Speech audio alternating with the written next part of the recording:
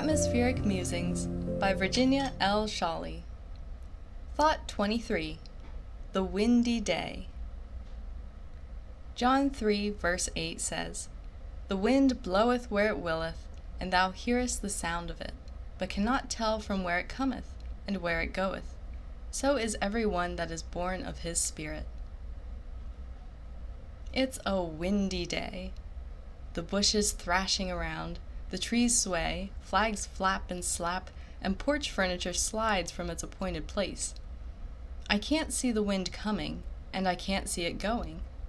I do have a weather vane that indicates its direction, but apart from that, the wind seems to have a mind of its own, and I am certainly powerless against its forces. In Scripture, the wind is sometimes referred to as a picture of the Holy Spirit. In Acts 2, as the disciples gathered to wait on the Lord, they heard a mighty rushing wind that filled the house. They also perceived cloven tongues of fire that sat upon each of them. We know this event as Pentecost, the time that the Holy Spirit came to indwell Christians on a permanent basis. Their lives were changed. God enabled them to do things they had never done before.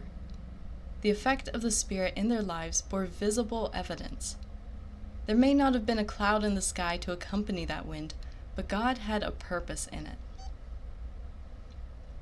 When you and I accept Christ as Savior, the Holy Spirit comes to permanently indwell us. You probably heard no wind nor saw any tongues of fire alight upon you, yet the end of that verse says, "So is everyone that is born of the Spirit." That's you and me. What does it mean? It means that when we become Christians, the Holy Spirit will work in our lives in ways we often do not understand.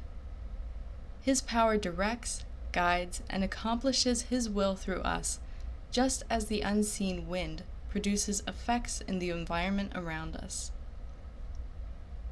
Can others see the effect of the Spirit in your and my life? Perhaps it will take a mighty wind to move us. Oh, that instead we could be sensitive to the gentle breezes.